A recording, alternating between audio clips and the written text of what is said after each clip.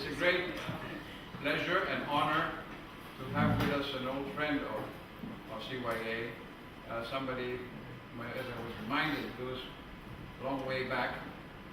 She even taught somehow here for a short period. Our speaker today is Margaret M.Miles, who is an archaeologist. She's professor of art, history, and classics at the University of California at Irvine. And she's currently the Andrew Mellon Professor of Classical Studies at the American School of Classical Studies here in Athens. Her job there is to be basically Director of Studies, as I understand. She's head of the academic program for North American graduate students in history, art, and history, classics, and archaeology.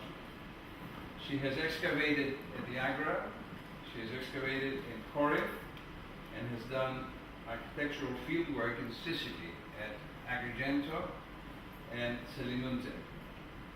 Her publications include a study of the Temple of Nemesis at Rhamnous, a volume on the city Eleusinion, the sanctuary of Demeter and Persephone in the Athenian Agra, and her most recent book, which is called Art as Plunder, is a study of the impact of Cicero's ideas about the ethics of art collection on our modern concept of cultural property.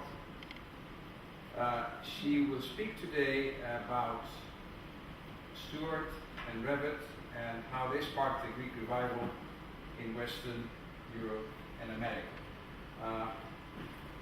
Margaret, thank you. Good evening. It's a pleasure to be here, and to you students, I particularly am grateful that you managed to find time. I know that you're studying for midterms, so I feel very honored that you actually were able to come here even despite the schedule. And I hope that maybe something valuable will come out of the talk for you to make it worth your while on a Wednesday night when it's so humid out as well. Also, I have to say I'm very impressed by the current quarters of CYA, because long ago it was situated in Kolonaki, and I must say this is a very handsome setting that you have for your studies. Now, I'm very pleased to be here at Fed on this invitation, and to talk about two of my favorite people in architectural history, James Stewart and Nicholas Revet. And in this famous image that I'm sure that many of you have seen before, you see James Stewart in self-portrait over here. Let's see if this will work for me. Yes, there we go. You see him in the lower right corner, drawing, sketching there. And he includes himself in this gouache painting, which formed the basis for the etching that was eventually published in the book that came out finally in 1762. There is also a kind of a pendant painting that shows his partner, Nicholas Revet, seated in what we now know as the Odeon of Herodes Atticus, but at the time they thought that that was the theater of Dionysus. So twice they give self-portraits of themselves in their publication. And this actually has a kind of a statement that is being made by it, because they're saying we were actually here. And what I want to tell you about tonight is how unusual this was for these men to come to Athens and to do what they were doing.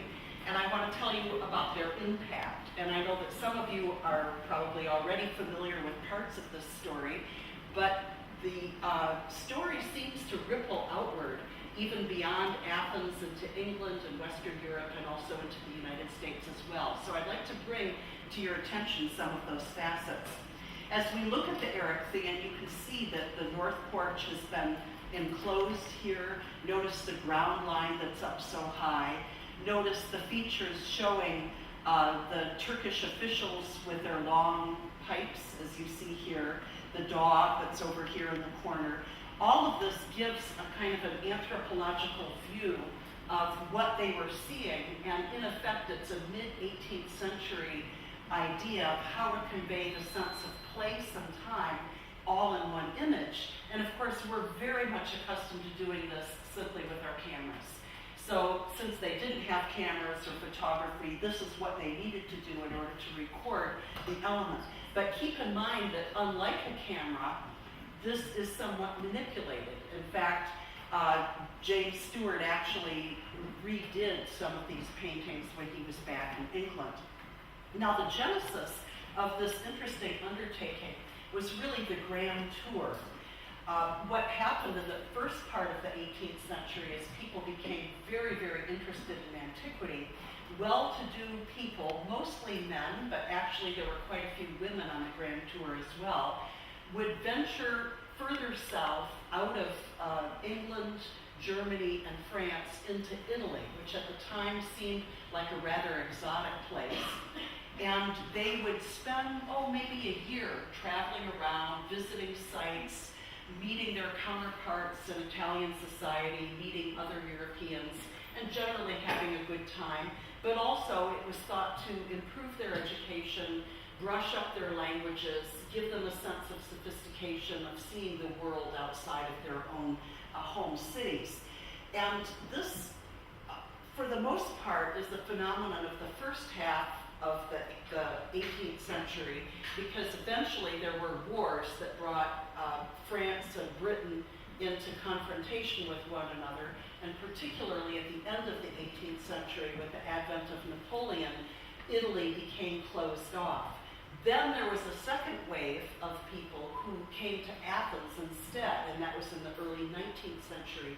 People like Edward Dodwell, Lord Byron, and others who came to this country because Italy was now closed off to them. But here, we're in a much earlier phase. This view was, the original of it was done in 1751, so some 60 years earlier, before Dodwell. And James Stewart was actually the son of a mariner, and he was the one who eventually became more prominent and even earned the nickname Athenian Stewart, whereas Nicholas Rivette was actually the son of a landed squire, a country squire, who did have some education already. He was also the younger of the two. And they met each other when they were in their 20s in Rome, along with a whole circle of British architects and painters. And they absolutely loved it there. For them, this was just the peak of their life, was this time in Rome. And during an excursion that they took in 1748, when Pompeii had just been discovered, they got to talking with their fellow architects about architectural antecedents. One of the ideas of the Enlightenment was the idea of seeking out origins of things. And they, of course, all had read Vitruvius. They were steeped in ancient authors. And they thought, what about Athenian architecture? What about Greek architecture? What could we do to maybe draw some of that? Because already people had been studying Roman architecture for so long. And so they came up with the idea of what was something quite new at the time, to travel to Greece and see what they could do about recording buildings. And one of the things you need to appreciate is the political aspects of this, because at the time, the Ottoman Empire was not friendly to people from the West. Keep in mind the Battle of Lepanto way back in 1571, that was a major confrontation between Western Europe and the Ottoman Turkish Empire, which the Ottoman Turkish Empire lost. And then in the succeeding century, there were other confrontations, particularly between Venice and the Ottomans. And so it was a long, fraught history of friction that more or less didn't entirely exclude, but pretty much precluded certainly any kind of casual tourism, either to Egypt or to Greece. And so in effect, Greece was a closed off, mostly forbidden land.